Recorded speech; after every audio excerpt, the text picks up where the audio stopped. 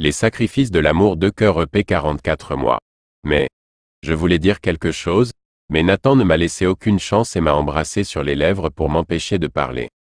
Ses baisers étaient sauvages et autoritaires, d'eux semblait aussi y avoir une pointe de colère.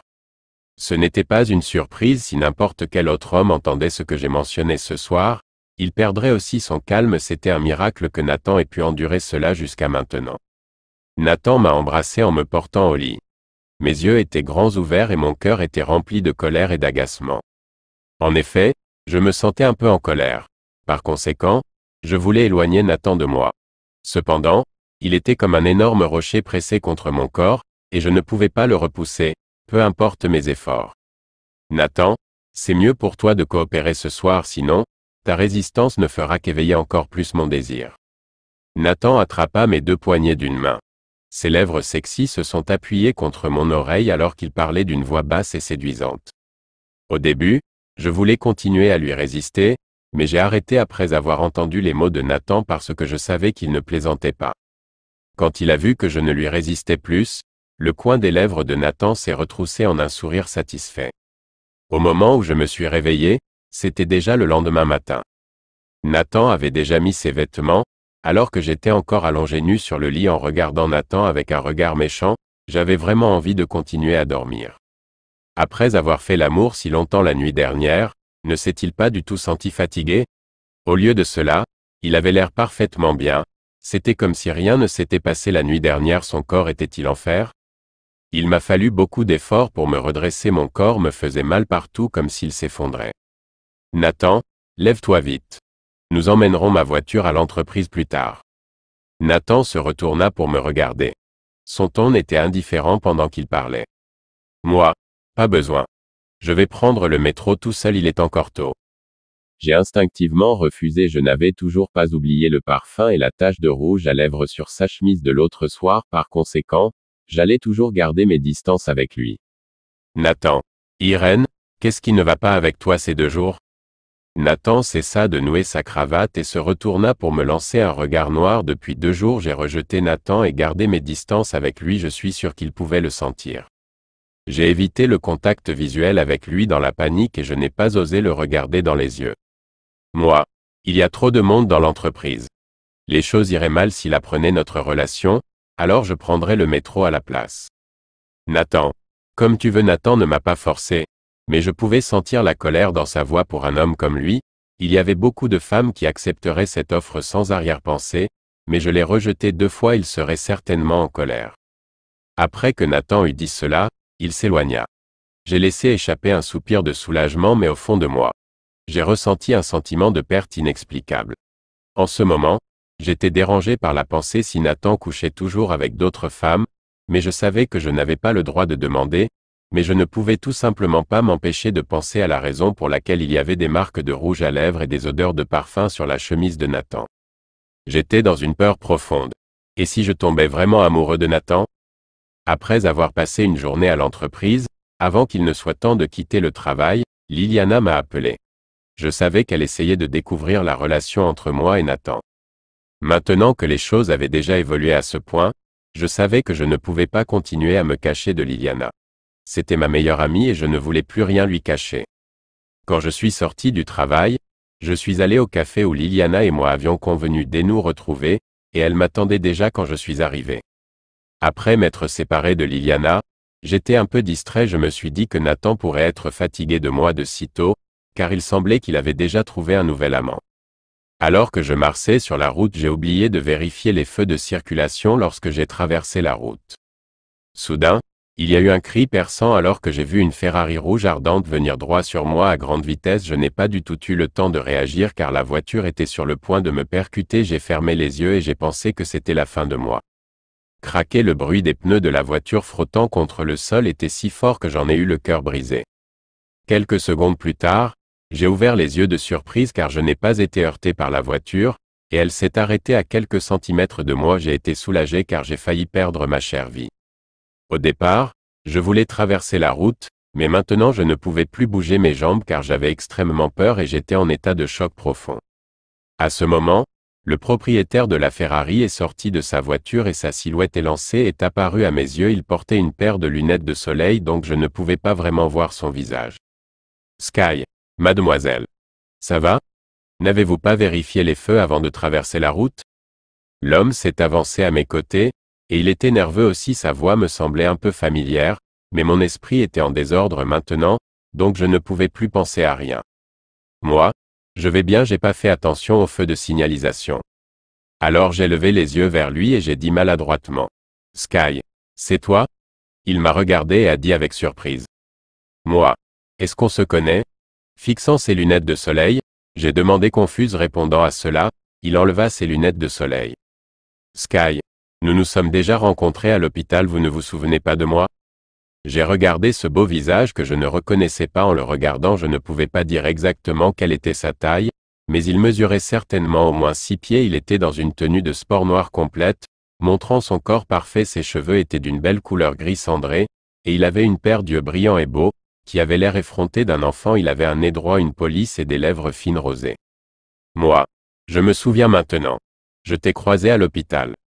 Depuis 2 fois que nous nous sommes rencontrés, j'étais dans des circonstances si chaotiques, alors j'ai baissé la tête d'embarras et n'ai pas osé le regarder dans les yeux. Sky. Je savais que tu te souviendrais de moi. Il a souri en entendant ce que j'ai dit puis il m'a demandé avec curiosité. Sky. Où vas-tu maintenant? Moi. Je veux aller à l'hôpital. Cela fait 2 jours depuis la dernière fois que j'ai rendu visite à Wayne à l'hôpital. J'étais donc inquiète pour son état et chaque fois que j'appelle ma mère maintenant, elle ne répondait pas à mes appels. Sky. J'y vais aussi, je vais te conduire. Le sourire sur son visage dégageait une ambiance jeune et énergique, et il avait l'air d'avoir la vingtaine. Moi, c'est bon, je ne veux pas te déranger. Sans arrière-pensée, j'ai refusé son offre. Car ce n'était que notre 2e rencontre, et nous étions juste étrangers l'un à l'autre, donc ce ne serait pas bien si je devais sauter dans sa voiture. Sky. Pas de problème, je vais au même endroit de toute façon, et j'aurai de la compagnie aussi. Il n'a pas accepté mon refus et il a insisté pour que je monte plutôt dans sa voiture. D'une certaine manière, je ne pouvais pas rejeter son enthousiasme. Moi. Très bien alors.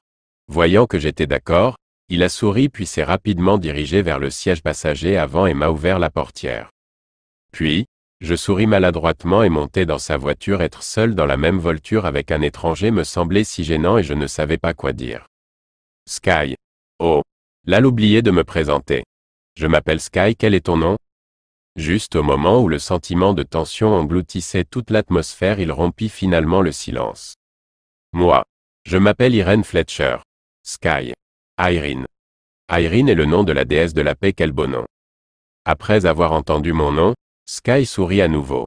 Je ne l'ai pas vu venir car il ressemblait plus à un coquin pour moi, et il m'a pris par surprise, car je ne m'attendais pas à ce qu'il le sache. Sky. Puis-je demander ce qui s'est passé à l'hôpital la dernière fois? Pourquoi avez-vous été chassé? Il réfléchit un instant avant de se retourner pour me regarder avec curiosité dans les yeux.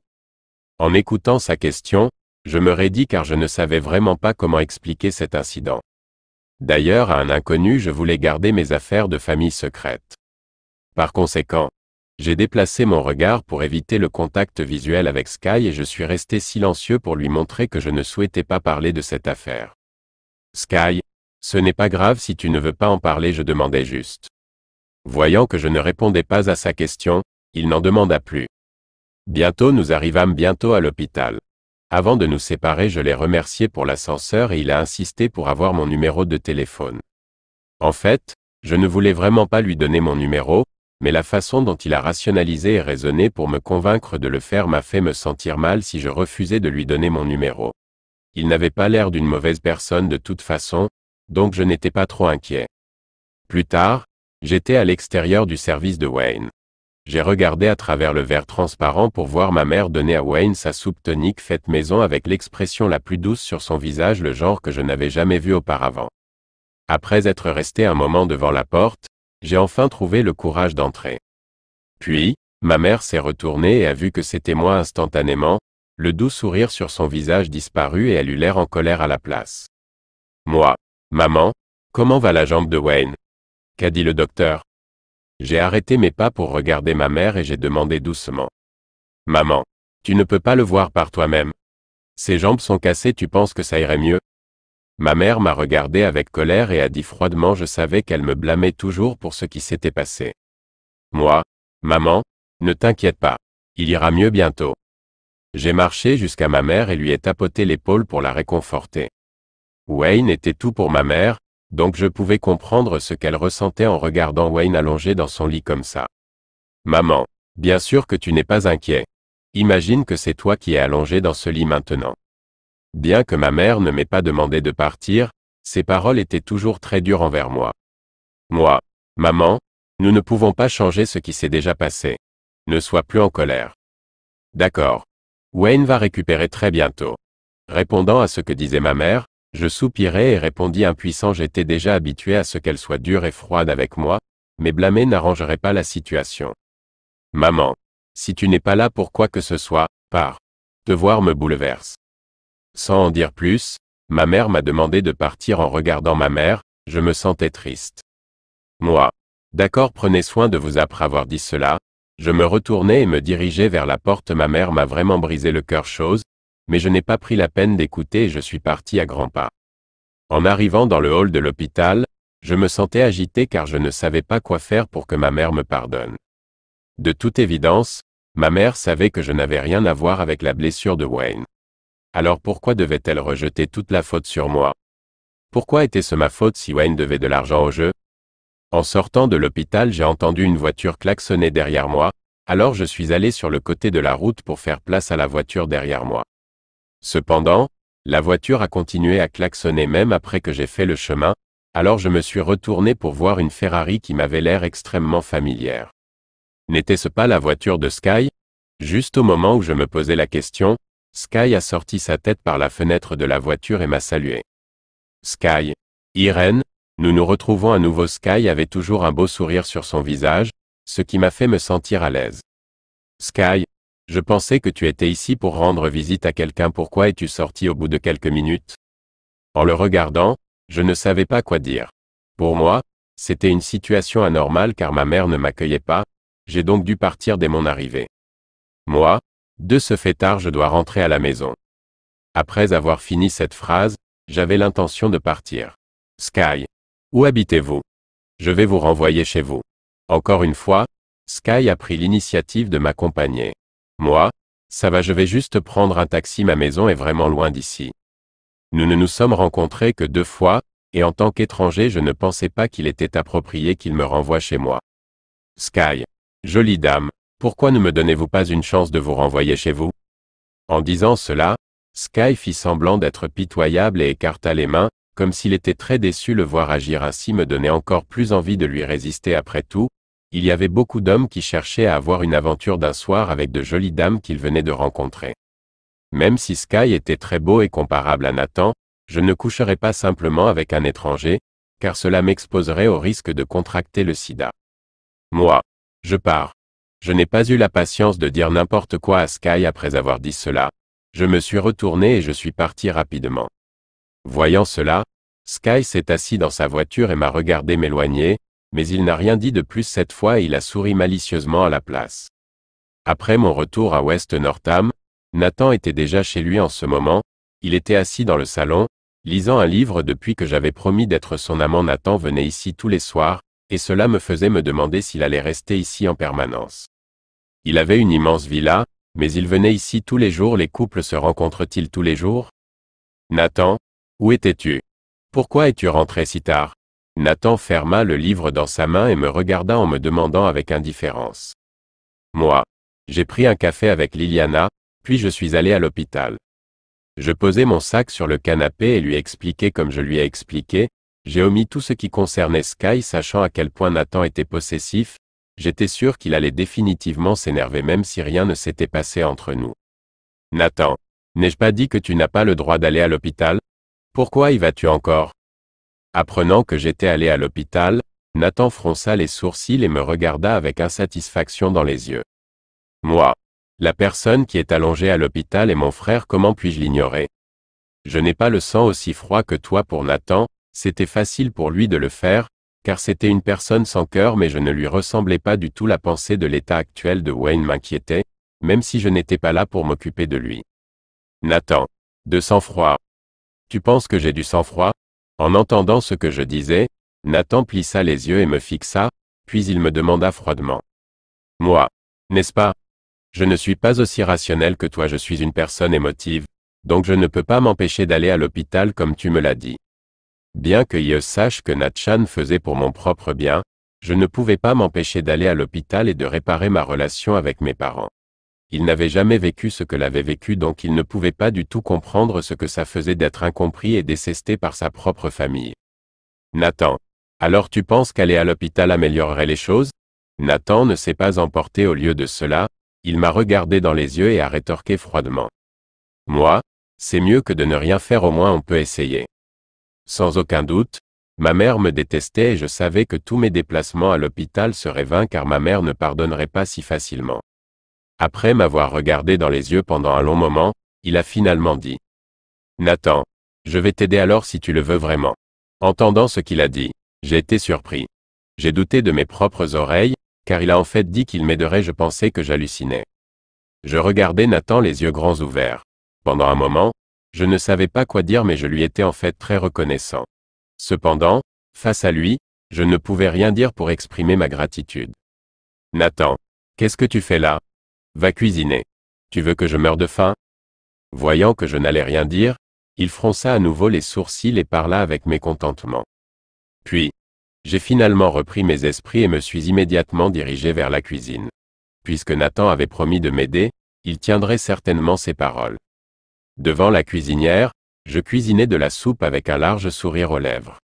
Soudain, Nathan posa ses mains sur ma taille et posa son menton sur mon épaule. Je pouvais sentir une sensation de chatouillement dans mon cou alors qu'il respirait. Moi. Nathan, qu'est-ce que tu fais? Je suis toujours en train de cuisiner de la soupe. Il m'a étreint silencieusement par le dos et n'a rien fait de plus. C'était la première fois qu'il agissait de cette façon, étant si doux, et je pouvais sentir un sentiment étrange émerger dans mon cœur. Nathan, il m'est soudainement venu à l'esprit que nous n'avions jamais essayé dans la cuisine. Pourquoi n'essayerions-nous pas ce soir? En entendant ma voix, le ton de Nathan devint séduisant. Il m'a regardé avec un air coquin dans les yeux, et les choses qu'il a dites étaient si éhontées. Était-il possible pour quelqu'un d'y penser tout le temps? Moi. Nathan, arrête de faire l'imbécile, la soupe est sur le point de bouillir. Les mots que Nathan venait de dire me rendaient nerveux. Je pensais qu'il voulait vraiment le faire ici et maintenant. Cet homme pourrait vraiment trouver des idées folles comme celle-ci. Nathan a ignoré ce que j'ai dit et a commencé à avoir ses mains partout sur moi. Son comportement m'a rendu anxieux, car il était sérieux. Grésillement. Grésillement. La soupe a commencé à bouillir, alors j'ai dit à Nathan nerveusement. Moi. Nathan, arrête de faire l'imbécile, c'est dangereux dans la cuisine. Nathan. Quelle déception. Frustré, Nathan lâcha sa main et se retourna pour se diriger vers la table à manger. Son beau visage s'assombrit, comme s'il était mécontent de mon rappel. Cependant, je ne pouvais pas me soucier beaucoup de ses sentiments en ce moment. Je voulais vraiment m'évader au moins pour aujourd'hui. C'était une nuit difficile hier, donc je n'avais vraiment pas envie de faire quoi que ce soit avec lui ce soir, et tout ce que je veux, c'est une bonne nuit des sommeils. Quand j'ai fini de cuisiner, j'ai servi les plats à la table à manger. Ensuite, Nathan a mangé en silence et il ne m'a même pas regardé, comme s'il n'était pas celui qui m'avait séduit dans la cuisine tout à l'heure. Après le dîner, je rangeai la table, tandis que Nathan alla dans sa salle de bain pour prendre une douche. J'étais tellement fatigué que je me suis martelé les épaules et je suis allé dans la chambre. J'étais prêt à prendre un bain et à aller me coucher. Lorsque Nathan sortit de la salle de bain, il tenait une chemise à la main, celle qu'il portait le soir où il était ivre. Mon expression s'est raidie quand j'ai vu cette chemise, car elle m'a rappelé la marque de rouge à lèvres laissée sur mon col. Moi, je n'ai pas eu le temps d'envoyer cette chemise au pressing, je le ferai demain.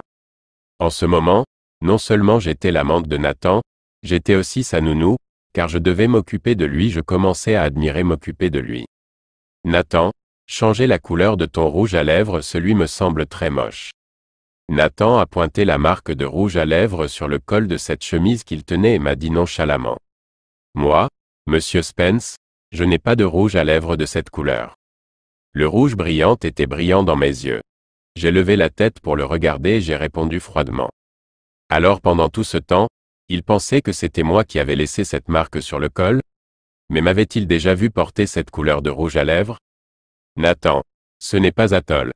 En entendant ma réponse, Nathan m'a regardé avec surprise, et ses yeux étaient remplis de doute. Nathan, si ce n'est pas le vôtre, alors à qui est-ce? Sa réaction était si ridicule pour moi, pourquoi me posait-il cette question? Se pourrait-il qu'il couchait avec trop de femmes pour qu'il ne se souvienne pas de qui avait laissé la marque de rouge à lèvres sur sa chemise? Moi, monsieur Spence, je pense que vous devriez savoir mieux, vous avez demandé à la mauvaise personne. Lorsque je lui ai répondu, j'avais une expression froide sur le visage et il y avait une pointe de mécontentement dans le ton de ma voix.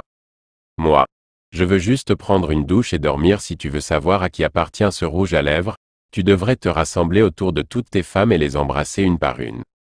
Je me suis moqué de Nathan tout en supprimant l'inconfort dans mon cœur. Puis je l'ai contourné et je suis entré dans la salle de bain. Nathan, Irène. Quand Nathan a crié mon nom, j'avais déjà fermé la porte de la salle de bain. Alors que je prenais une douche, la marque de rouge à lèvres est réapparue dans mon esprit et cela m'a fait me sentir agité. Autant il voulait savoir à qui appartenait cette marque, autant je voulais le savoir encore plus. J'ai mis du temps à me doucher et quand je suis sorti de la salle de bain, Nathan était déjà au lit. J'ai séché mes cheveux au sèche-cheveux et je me suis allongé à côté de lui dans le lit.